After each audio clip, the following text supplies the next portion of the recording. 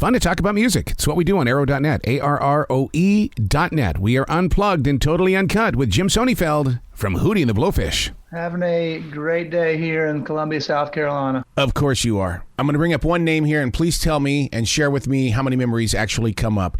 Amos's at the Park Road Shopping Center. Oh my gosh, Amos's in Charlotte, North Carolina. That was one of the places you could yell from the drum riser to the bar to get a drink. It was so small. And now it's an ABC store. So, I mean, it's a lot of memories inside those walls. I love it. We had some great times up at Amos's. You guys changed the face of adult contemporary radio. Do you know that in your heart?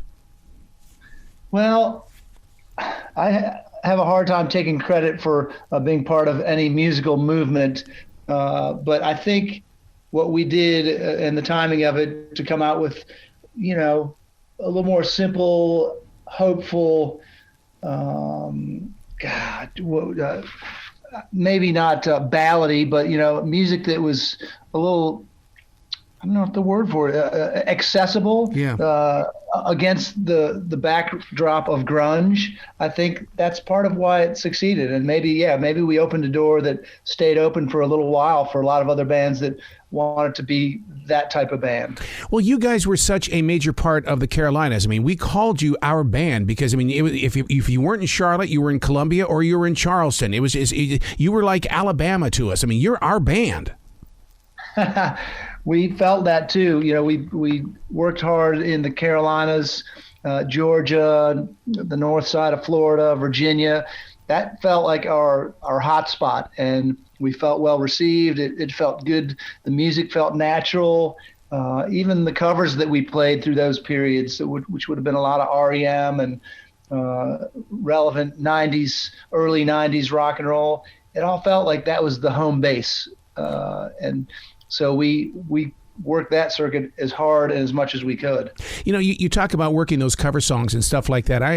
Going from Amos's to the PNC or the Blockbuster Pavilion. I mean, to watch you perform those cover songs, that was always a moment for fans. You know, it's okay. It's funny, the bands that we saw coming up, the ones that struck me were the ones that took themselves so seriously that they couldn't imagine covering other people's music. They thought it represented a sellout of sorts. Certainly, if you're a cover band and you play all covers, you know, you're there to please other people, and you're fine mimicking all that music. And that's how Hootie started. But I always thought there's got to be more of a middle ground, and we found it, and we kept it through the years. We still play covers because it's fun, and that's what's better than paying homage to the songs that inspired you as an artist. You guys had to face the same wall that Lynyrd Skynyrd did. Everybody wanted to know who Lynyrd was. I got to be honest with you, Jim. I always thought you were Hootie because I watched the videos. That's Hootie right there. The dude on the drums is Hootie. I will not take any of that credit or for being Hootie. I'm with you. Who's Hootie though? And I met both the Blowfish and Hootie at some point. They were real guys. They just didn't happen to be in the band that was named after them. The name of the book is Swimming with the Blowfish. This is about addiction, recovery, and faith. This is the story that did not fit inside the inside sleeve of an album cover, but I wish it would have, because this is something that real people need to embrace.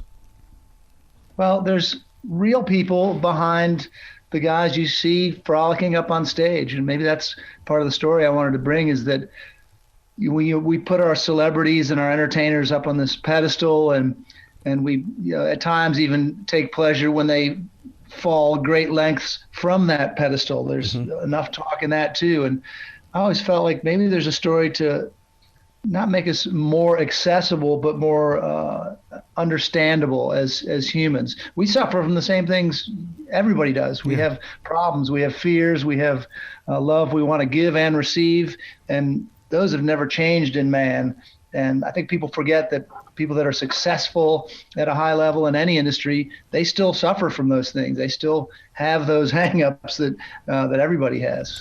What is it about creativity that makes us feel so empty at times? I call it post-production blues, but there's just something about creativity that leaves us in that open space. Well, there's real people behind the guys you see frolicking up on stage. And maybe that's part of the story I wanted to bring, is that we put our celebrities and our entertainers up on this pedestal, and we at times even take pleasure when they fall great lengths from that pedestal. There's enough talk in that too. And I always felt like maybe there's a story to not make us more accessible, but more understandable as humans. We suffer from the same things everybody does. We have problems, we have fears, we have love we want to give and receive, and those have never changed in man. And I think people forget that people that are successful at a high level in any industry, they still suffer from those things. What is it about creativity that makes us feel so empty at times? I call it post-production blues, but there's just something about I mean, I don't know what I would do if I hadn't realized how important creativity is to my breathing. And so I've tried to keep in projects, and I have that thing, yeah, at the end of a project where you feel a little lost or empty. Luckily, in probably the last decade or more, I've realized that at the end of a big production, I also have a little wellspring, and it's usually the things that didn't get included in that big project that still are giving a little life or showing themselves to be worthy. So I always get a little side project out of the end of a big project. Yeah. It's like an open door into, okay, I now have this space. What's next? What can I create? And to me, it took me to either writing or it took me to painting on a canvas. Well, and you know, I've always used the analogy for being in a band, which is difficult. You're collaborating, but you also have rejection. You have some things, your ideas that don't get received. And imagine collaborating with 3 other people on a painting. How difficult, you know, that you have to give, you have to take, it's just hard. And so at the end of any project, our last Hootie record called Imperfect Circle in 2019, at the end of that, I had this outflow of songs that didn't make the cut or weren't authentic for Hootie. And then I get to make my own solo project out of that. And it's not because the songs aren't as good. It's because they're just more music than you can ever fit on an album. So true. How often do you get over there to Sesquicentennial Park and just kind of let your imagination touch the sky? It's been a minute since we got over there. I stay a little more local. There's a couple parks down here in Columbia where I like to run and walk the dogs. I can do some of my best thinking in those situations and unplug from the world and just sort of get in touch with, where I want to go and where I've been. Yeah, because Columbia it's like in the center of everywhere. I mean, because you can go down to Charleston, you can come up to Charlotte, you can go to Atlanta. It's that one place where you can escape. But man, there's so much discovery in that one area.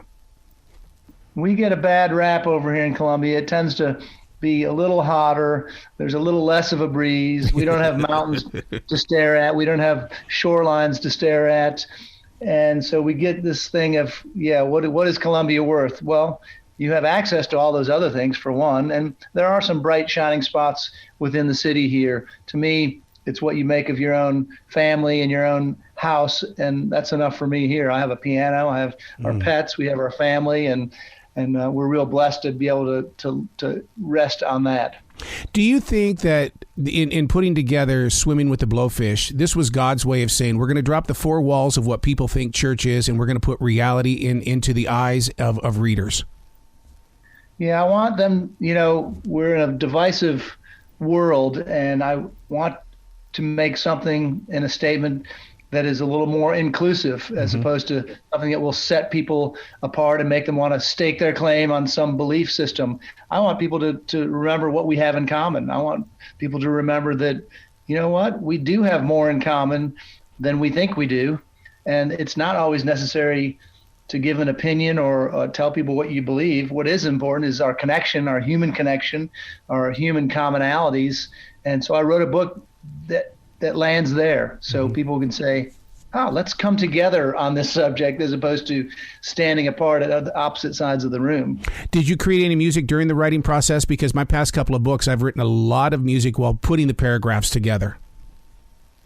Yeah, they went together. I started writing this book at the end of 2017, and we reunited for a tour and making our first Hootie record in umpteen years in 2018 and 19. So I was able to keep writing while I was writing the book. And then we didn't really finish the book until the end of 2021. And I was finishing up the production on my most recent solo project called Remember Tomorrow. So yeah, they came together. They, to some degree, just invite more creation, right? You write something and it inspires, maybe that could be a lyric, or you write a lyric and it reminds you of a story that you want to write about in a book. So true. We got that pro team up here when it comes to soccer. Have you been up here for a game yet? Have not yet. There's several pro teams I'm eager to go visit. One is Nashville, one is Charlotte, One is Austin, and I'm just so excited that some of these owners have decided that a small stadium is the proper venue for American soccer, these 20,000, 30,000 seaters, where it's a better environment, a true soccer environment. So I'm so pumped to get out and see some of those venues. Excellent, excellent. Jim, you got to come back to this show anytime in the future. I love your story. I love what you're putting inside this book, and I just cannot wait to watch you grow forward, especially with this new music project on the way. Well, I appreciate the support and the encouragement. Thanks so much. Well, you be brilliant this weekend, okay, sir? I will try. Thank you. You bet.